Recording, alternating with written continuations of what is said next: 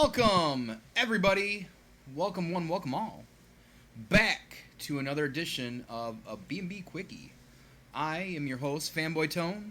As per usual, I am alone, thankfully. No Dude79 here to steal my thunder, so could be the best show ever due to that fact alone. So, hopefully you're all doing well out there. I want to, we'll get into a little bit more detail later, but last night was our B&B Plays Paladins with the community.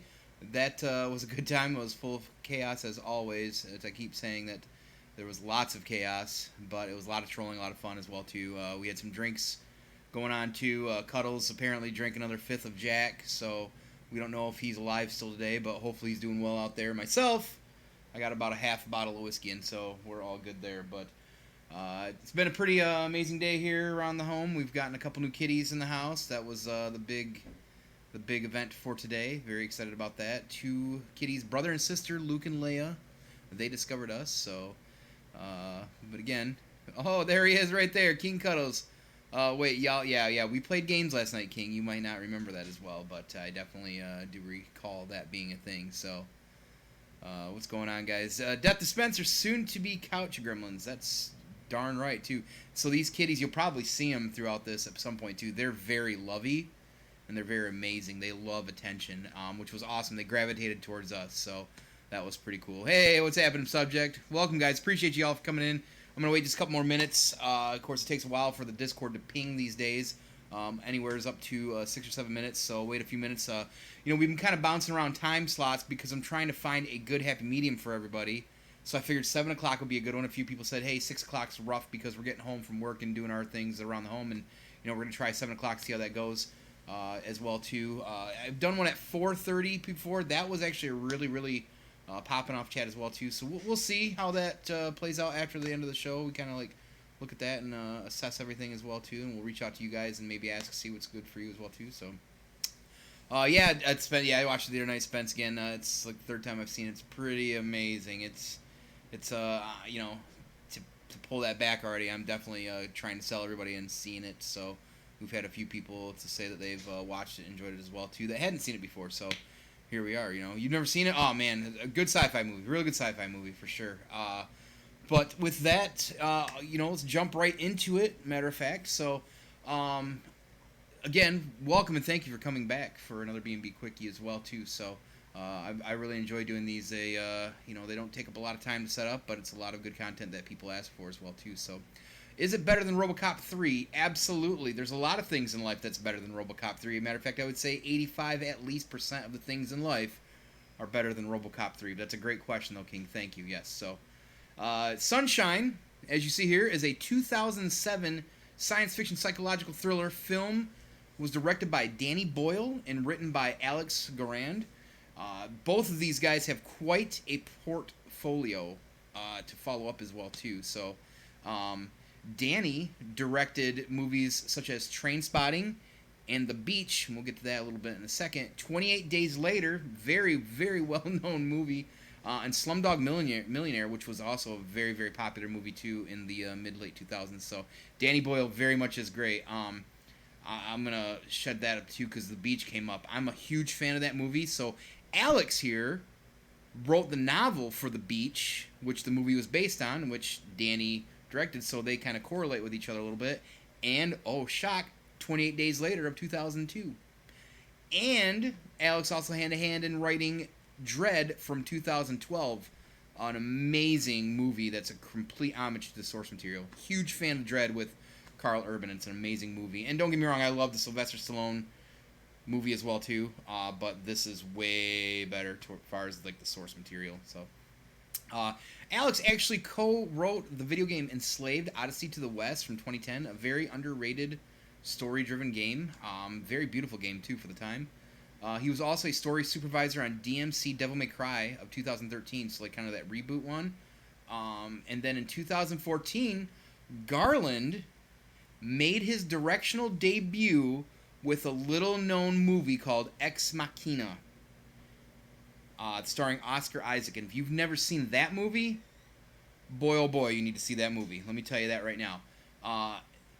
The Beach is a movie that I'm a huge fan of, and it's hard for me to find people that not only have seen it, but can also say they either liked it as well too or defend it. I love The Beach. I love the brilliance of the characters and to watch the psychological break of these characters and stuff like that. I'm a huge fan of that. So for sure. So follow what you guys are saying in here. So yes, yeah. Gillian is from Scarecrow, right?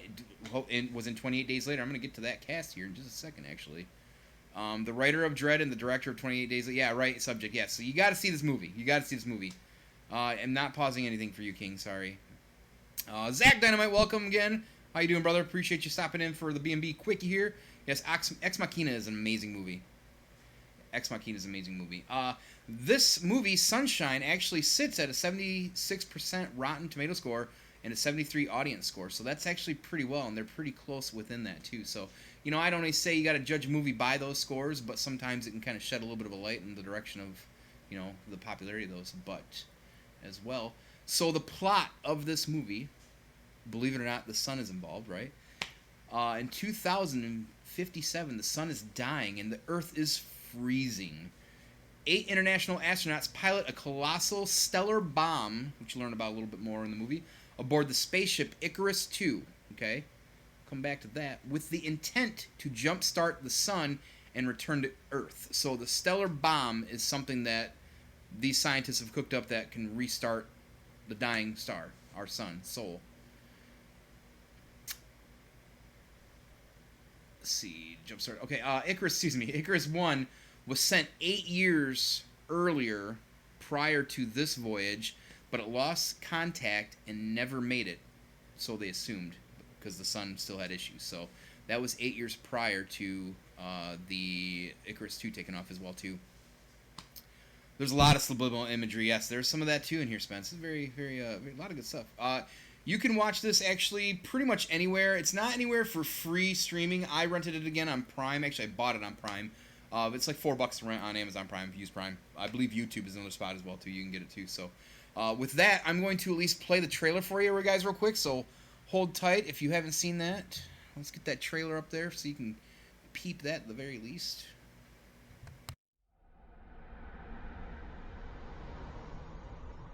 Our sun is dying.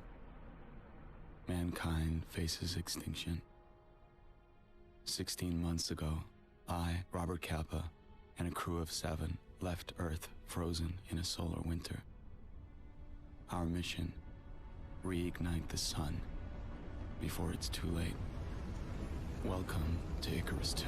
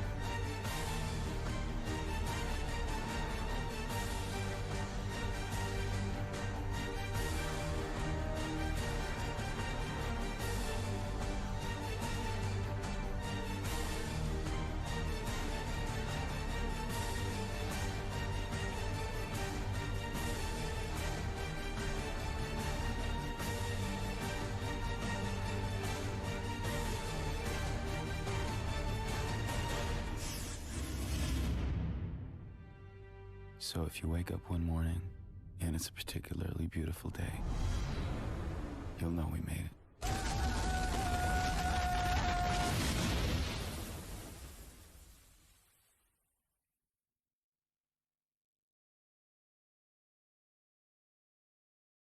Clearly it's not coming soon, but, here they are. Is this how Chris Evans became the Human Torch? That's a great question, and yes it is. And yes, Destin Spencer, Icarus, of course, flew too close to the sun. Matter of fact, it's funny you say that because I actually, once in a while, people will hear me say, I got Icarus, like when I'm playing shooting games or something like that, or if I'm drinking or something, I always say, I got Icarus, which is me basically getting overconfident in myself and then something negative or bad happening. So I do use that as a little saying from time to time. I got all kinds of sayings. So if you guys want some stuff, I'll write some stuff up for you, some material. Let's see, to that cast, and here we go. So, of note, 3 of these folks actually here that I've counted so far are from the MCU. Let's see, we got good old Chris Evans, of course. Benedict Wong was also in, I can't think of his name, though, offhand, Jizo Pete's. I might have been even Wong or something like that, too, in the MCU as well. It's quite a cast. Sonata was one of the bad guys in Endgame, you know, and you've got guys. I mean, Gillian has been Scarecrow, Rose Byrne. I mean, this is a cast here. Like Cliff Curtis is in so much stuff. Mark is if you've seen like Kingsman, he's in so much stuff. He was Wong, right? Yeah, I'm pretty sure. Yeah, so that's great. Arkin Wrath, good. You're probably on Mars or hitting the sun right now too. Yep, he was Wong. So I was gonna say when I looked at them, like, wait a second, I think he was Wong in Strange. But yeah, so that's quite a cast. Michelle from Crouching Tiger, Hidden Dragon. That's an amazing cast, yo. Like that alone should be like, whoa, that's quite a cast to look at, you know. And clearly, Murphy there has been, you know, has worked with Danny Boyle before and 28 Days Later and stuff as well too. So, you know, that alone, like I said, is quite a selling point for to watch the movie with that cast. It's pretty phenomenal. All those guys, and when you think about it, this is 2007, right? So some of these folks had small portfolio at that time. Now look at some of these folks and look at their portfolios. It's pretty intense, you know. It's grown quite a lot since then for a lot of these guys as well too. Yeah, and that's honestly that's definitely made for, you know, in that sense alone, you know, a movie with stellar acting and stuff like that. So, the movie has great visuals. There's a lot of awesome visuals in there too, and I'm gonna show a couple of visuals here as well. Right out the gate, you know, the Icarus, the design of it. Now I get there are traces of Alien in many parts of this movie. Now I'll mention that a little bit deeper in a second, but you know, the ship design alone is really unique. It's like that's a big satellite, almost like that's the stellar bomb itself in the front, but it's protecting the light from the sun. Excuse me, the sun's light from the ship. Which, you know, when you get closer to that, you know, you can't really, you know, shield very well from that sort of radiation and that intense heat as well, too. He was in Guardians of the Galaxy. Who was that, King? Curtis was? Was Curtis in that? Yeah, it's a huge heat shield. So there's that. And here's one of my favorite. This actual photo you see in a lot of stuff around when you're seeing this movie. That's the sunroom. Basically what you can do is you can go into this room and it's filtered, and they're looking at about roughly 2% blocking the sun's actual like light and stuff like that, because clearly if it's 100% it'd burn your eyeballs out. But people can go in here and check out the sun and things like that as well too, as they're approaching it, you know, see like everything, the activity on it and whatnot, and just it actually, for some of the cast members and some of the people in the movie, it becomes an infatuation. And we'll get to that a little bit in a minute as well too. But it's a really, really awesome visual when they are sitting in that room and you're seeing that sun and they're checking the different levels of the light, you know. So now I'm going to show you this just to kind of give you an idea of some of the cool visuals. This is actually them watching Mercury pass in front of the sun in the sunroom.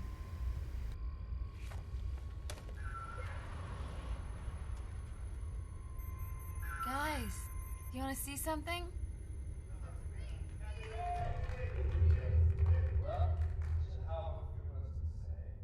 On reflection, what can one say? Ladies and gentlemen, Mercury.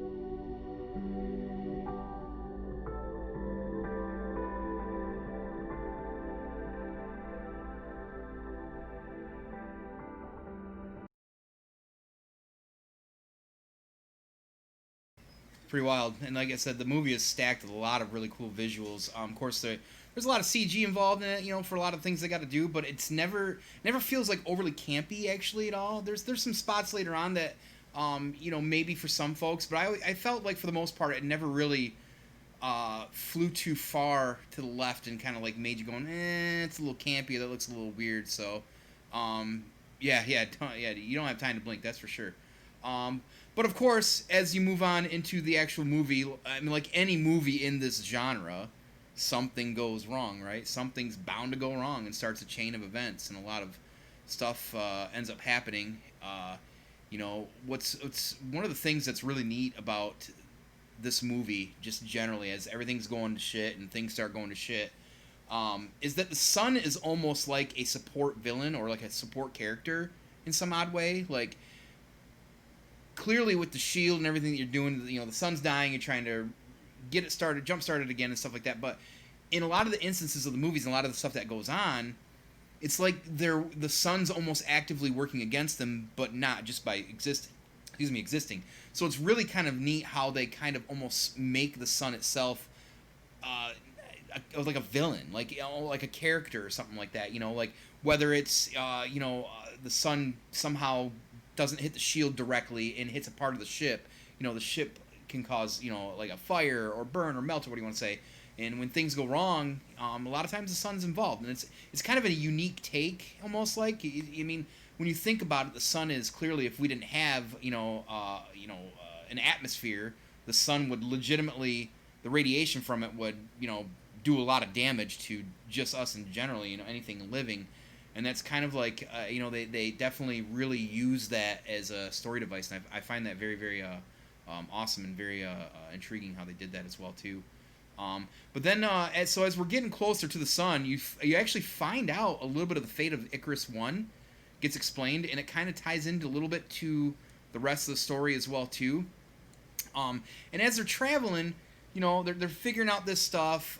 Some of this stuff's going on, and as again, like we're saying, like you know, there's issues just like any of these types of movies in this genre that, you know, things start going bad or whatever. Here's the kitty. The kitty's here to lovin's. Hi, kitty. There's something that really, it actually gives me Alien vibes. If anybody's familiar with hi, kitty. I love the Alien movies. I'm a big Ridley Scott fan. There's a lot of vibes in this movie of, you know, being on the Nostromo with the crew interactions and their issues and the tug and the pull and the any of the protagonizing and stuff like that. Matter of fact, they actually make a funny reference and joke that is very sans Alien, which is pretty cool. Yeah, intercrew tension. Perfect. Thank you. It's actually very, very neat, and I definitely get a lot of Alien vibes in this. You can tell clearly that, you know, there's definitely some influence there, which is awesome. So, but again, overall, I really enjoy the movie. I'm a big fan of it, and you know, there's a lot of roller coasters in this as far as emotions. They call it a psychological thriller, right? You know, and there definitely is that sort of ups and downs, like, you know, you think things are good, and then all of a sudden it's not, and it's back and forth, and it kind of stays in its lane to some degree within the genre, but with this cast and everything, and the people involved writing and directing, it really seems like underrated. And it's even surprising to me, especially for the time, 2007, that it was something that was never really on my radar. Like, I completely never even seen it until recently, and how I discovered it actually originally was from a top 10 list. So what I found like last year was like a top 10 underrated sci-fi list, and started kind of going through them. And there was a lot on there that I had seen, but this was one of the ones that was on that list that was a complete gem. And I've been a fan completely ever since. So I definitely highly recommend this. If you have not seen this, see it as soon as you can. It's a great movie. Again, these folks, you know, this cast, their portfolios now are much thicker after this, right? You know, guys like Chris Evans and stuff like that, you know, who prior to 2007 really had probably, I mean, I don't know when Scott Pilgrim came out, I don't know if that was after 2007, but it was clearly, you know, pre-MCU, you know, so now he's all over and everybody knows him. You know, he might have been Fantastic Four or stuff like that, and that's really about it, you know. Now look at these guys, you know, some of those folks. So, but yeah, if you've seen it before, if you haven't, I definitely recommend it. I know Spence is a fan as well. King, I definitely think that you're going to want to see this as well, too. if you're a big fan of sci-fi, which I think you are. Subject, is Predator's better? You saying Predator's better than this movie? I know he said something about RoboCop 3 earlier. The RoboCop 3 joke is definitely never going away. Thank you, King Cuddles, for that. Yeah, that's the new cat. That's one of the ones that we got. That's Leia, you know. She's a very precious little kitty. Oh, Predator's better than Alien? I respectfully decline on that, to agree on that one. That's an agree to disagree on that one. Definitely love Predator, but I love the Alien series overall. I mean, there's a lot of... I mean, they kind of mix in some way, right? But from a cinematic standpoint, Predator and Alien I don't feel like are really even comparable. Alien really kicked off the true, like, space sci-fi horror thriller, what do you want to say? Oh, hi, kitty. Hi, kitty. Oh, yeah, you gonna get out? You wanna? We got Scott Pilgrim was 2010. Okay, right on. Thank you. So yeah, it was even before that. Evans did Fantastic Four and Sunshine the same year. Interesting. See that? I didn't check that either. Your team Predator? Yeah, I love Predator. Don't get me wrong, but Predator, for all intents and purposes, is a action flick from the time period, which is a super, to some degree campy action movie. And it's a fantastic movie, and I'll defend that all day. But if we're trying to compare movies, Alien from a cinematic standpoint, to me, it doesn't hold any. They're really not that comparable. They're two different type of movies for sure. And Alien is a... Keep in mind, Alien, you hardly see the alien ever too, much like the Predator, but man, they really kind of kicked off that sci-fi origin. Aw, you want some love-ins? So I'll tell you about the kitties today. So, oh my God, you're rolling all over. Hi, kitty. What's up? This is Leia. So what happened today is we went and got a couple new kitties. We actually went in the intent to get one, and got there.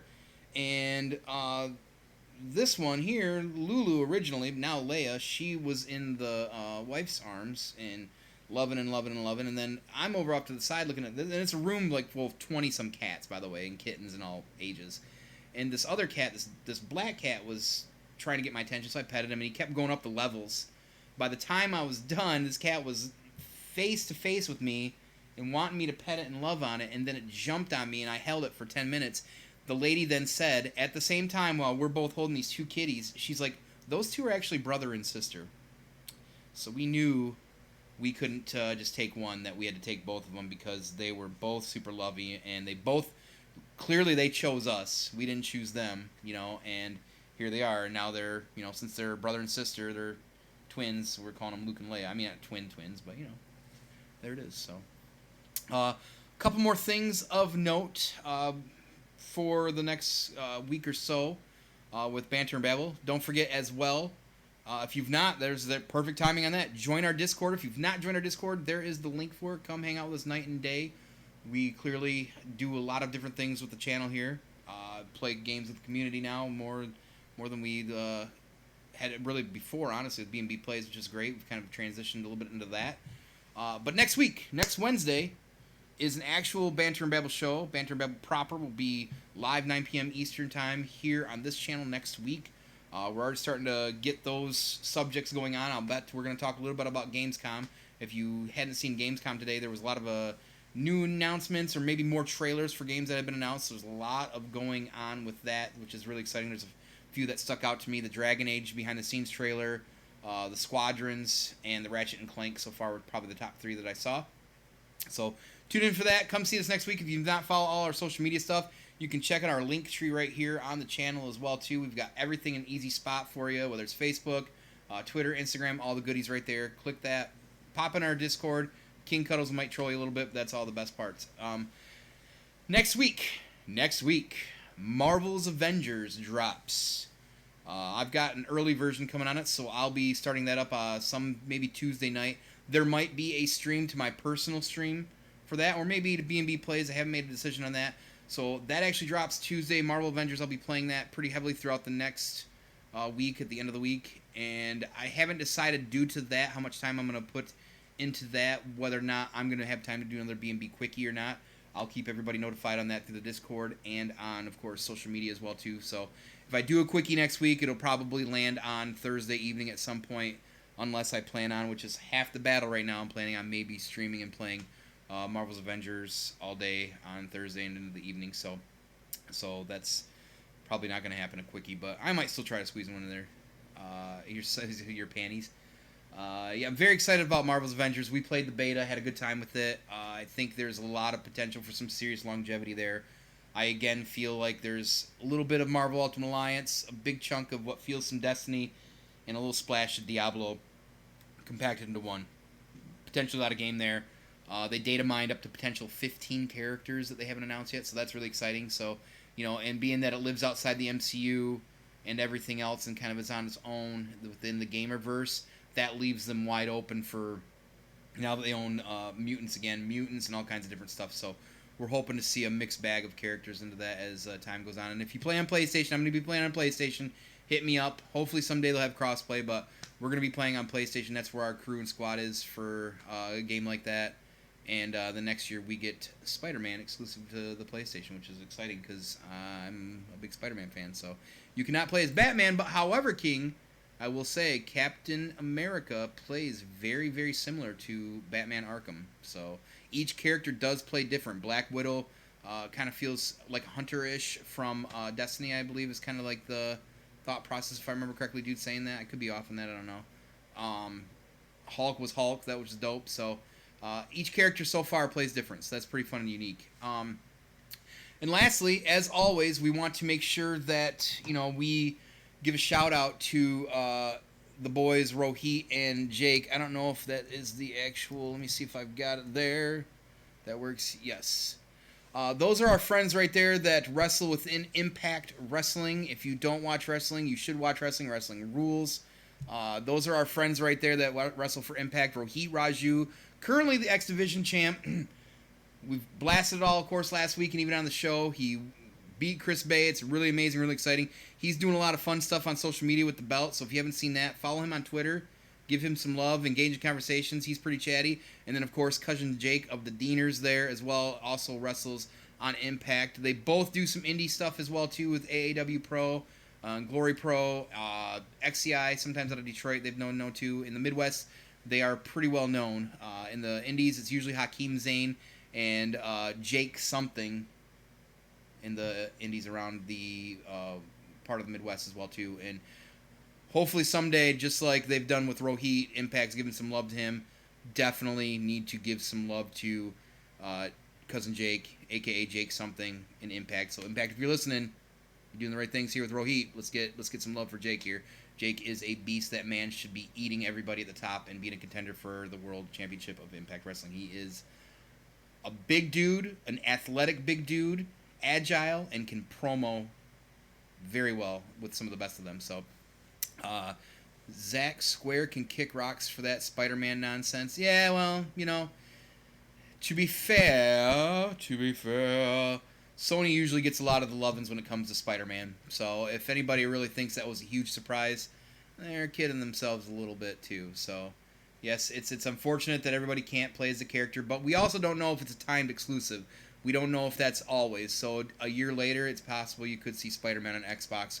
We don't know. No one really knows, or PC, but that's how it works these days. If you want to try and sell your systems, you got to entice people to come to you, and everybody's paying out big money these days for a lot of stuff. And I'm telling you right now, I've got a prediction that $750 million that Sony paid out to somebody in the gaming world, something's happening. I got a feeling it's going to be involving Call of Duty. Don't go to the bank on that yet, but that's just my prediction. I could be wrong, but it's either that or Fortnite or something like that.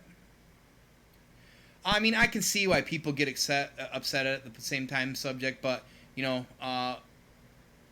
it's nothing new in the industry. You know what I mean? Like, full games get timed exclusivity to consoles. It's not like this is a new thing at all. You know what I mean? Like, it's not new. And again, Sony, has a big chunk of Spider-Man, and have always had a big chunk of Spider-Man, at least from a movie standpoint, and they tend to sometimes the games as well too. So again, it's not really a shock. So who plays a game more than 2 weeks anymore? That's true. That's true, King.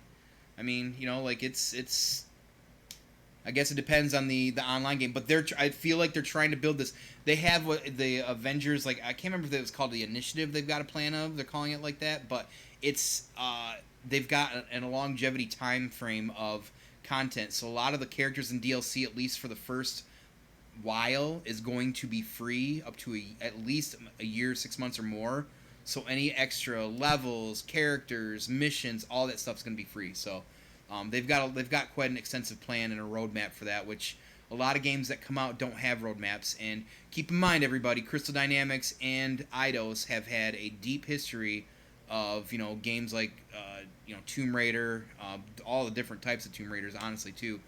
So this is kind of like in their vein. But Square Enix, who's publishing it, has been running an MMO on and off since the early 2000s, starting with Final Fantasy XI, and now one of the best MMOs out right now that you can play, Final Fantasy XIV and Realm Reborn. So this game is going to be a pseudo-MMO in the veins kind of Destiny-esque, I guess. So if they're smart, they'll lean on Destiny more for that. Yes, Final Fantasy XIV is amazing. And if they do that, there's definitely room for a lot of longevity, and I think that's their overall plan, because a lot of the content that you can buy with real money is going to be either expensive upgrades maybe or cosmetic stuff and character cosmetics and certain unlocks. So it won't be like a pay to win necessarily, but they'll have that availability for that. And there's a lot of content for the beta that they gave us. There's a lot of meat on that bone, and I don't think we've even really scratched the surface on how much single player stories there as well too. So but they, again, we'll see, we'll know. We're going to start it up next week, and I'm really excited for them. So with that, as always, everybody, thank you for coming by this evening for a B&B Quickie. Like I said, I don't know if I'm going to get to any gaming this weekend. I may do a little bit Saturday night with some Ghosts of Tsushima, because I'm trying to get a lot of that as well done.